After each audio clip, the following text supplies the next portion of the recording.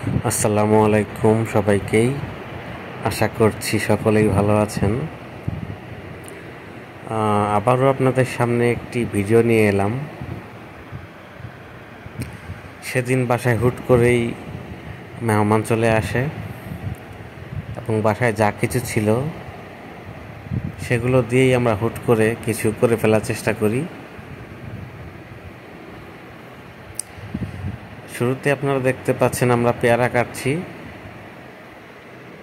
এবং সেটি দিয়ে পেয়ারা ভর্তা হবে এবং আমরা নুডলসও চুলায় দিয়ে ফেলি এবং আমাদের নুডলসটা বেশ মজাদার এবং সুস্বাদু হয়, কারণ এটিতে আমরা অনেকগুলো প্রসেস করে থাকি এবং বিশেষ করে আমরা এর মধ্যে একটা স্পেশাল একটা মশলা দেই, যা সিক্রেট মশলা হিসেবেই আপনারা ভাবতে পারেন। এটা আমাদের একটা সিক্রেট মশলা, যে মশলার কারণে আসলে আমাদের নুডলসটা একটু ভিন্ন ধাঁচের হয়ে থাকে, খেতে বেশ সুস্বাদু হয়। আমি ঢাকা থেকে যখনই বাড়িতে আসি, সপ্তাহে 1 দিন বা 2 দিন আমি নুডলসটা খাই এবং আমার কাছে এটি খুবই ভালো লাগে। এবং আমি আমার জানা মতো আমি বাহিরেও অনেক নুডলস খেয়েছি, চাউমিন খেয়েছি, তবে এমনটা পাইনি। আমার বাসায় যেটা তৈরি হয় এটা সবচেয়ে বেশি ভালো লাগে আমার কাছে।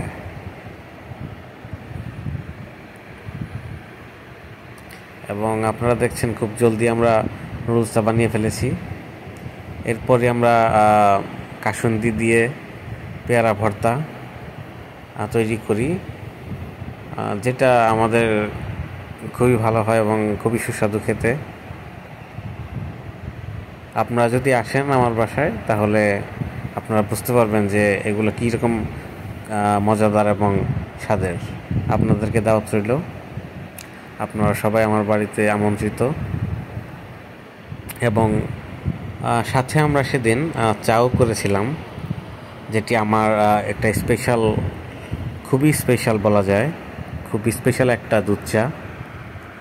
যে চায়ের টেস্টটা আসলে ভোলার মতো না, যদি কেউ খায় তবে সেই অনুভব করতে পারবে যেটা কী ধরনের মজাদার চা।